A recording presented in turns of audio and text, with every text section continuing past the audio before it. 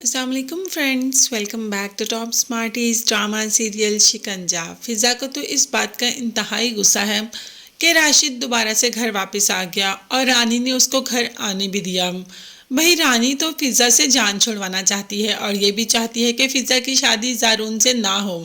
अब इस दौरान उसे जो भी रिश्ता मिले, चाहे बार बार आकर मिले, वही रिश्ता बार बार फिज़ा को टुकराए और बार बार रानी के पास आ जाए।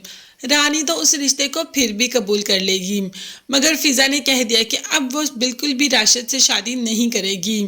अब राशिद जैसे ही रानी से बात करता है तो रानी भी कह देती है कि होगा वही जो रानी चाहेगी, बस तुम साकिब से एक बार जाकर माफ़ी मांग लो। साकिब को वैसे मैंने कुछ कन्विंस तो कर दिया, अब बाकी जाकर तुम कर देना। गुस्सा तो फिजा को बेहद आता है, मगर फिजा की तबीयत ऐसी नहीं कि वो ज़्यादा गुस्सा भी कर सके, इसीलिए उसे काम डाउन कर देती है रिदा। और साथ ही साथ ज़ारून भी आ जाता है। अब फिज़ा ज़ारून को ये नहीं बताती कि राशिद वापस आ गया है, शायद उसके जहन से भी निकल जाता है ज़ारून को देख के।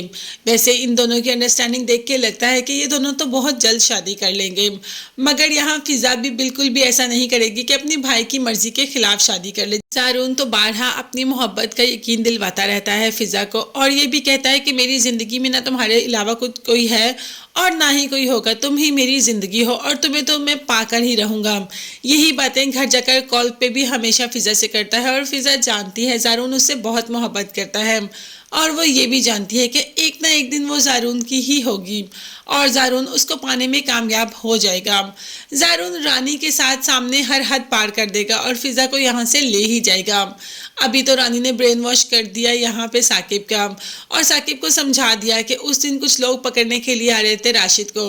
राशिद ने हम सब की जान बचाई है, अगर वो लोग यहाँ आ जाते तो हम सब भी जान से जाते, इसीलिए तो राशिद उस दिन वहाँ से चला गया। राशिद भी आकर साकिब के सामने हाथ जोड़कर बैठ जाता है और माफ़ी मांग लेता है, और ये भी कहता है कि अगर मैं उस दिन ना जाता तो आपकी जान को बहुत खतरा था। साकिब वो तो हमेशा से ही इनकी बातों में आता है, वैसे ये बात राशिद ने कुछ सही भी की थी। खैर साकिब ने तो माफ़ कर दिया। यही बात जाकर रिदा बताती है फिज़ा को कि साकिब भाई ने राशिद को माफ़ कर दिया। अब राशिद को माफ़ तो कर दिया है, क्या शादी करवाने के लिए भी तैयार हो जाएगा साकिब? क्या वो वाकई ही फिज़ा की शादी राशिद जैसे इंसान से करवा देगा? उसने तो आज तक ये भी नहीं पूछा कि राशिद करता क्या है, कहाँ रहता है, उसका घर बार क्या है। इतना तंग आ गया साकिब अपनी बहन से कि किसी ऐसे इंसान के साथ अपनी बहन की शादी करने के लिए रजामंद हो जाएगा जिसके बारे में वो कुछ नहीं जानता। बस जो रानी ने उसके सामने बोल दिया, साकिब ने उसको ही सच मान लिया। अभी तो एक और हंगामा होना बाकी है, जबकि कि जीनत आ जाती है घर में और आकर साकिब के सामने ही खड़ी हो जाती है कि तुम्हारी बहन मेरा घर बर्बाद कर रही है। वो अभी भी अरहम के राब्ते में है, जबकि उसके पास तो फ़ोन ही नहीं।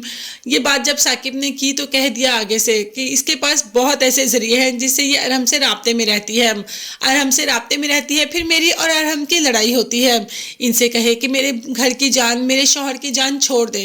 ये कहकर जीनत तो वहाँ से चली जाएगी। अब देखते हैं कि साकिब कैसा बिहेव करता है अपनी बहन के साथ। तब तक के लिए चैनल को सब्सक्राइब कीजिएगा। अल्लाह हाफिज़।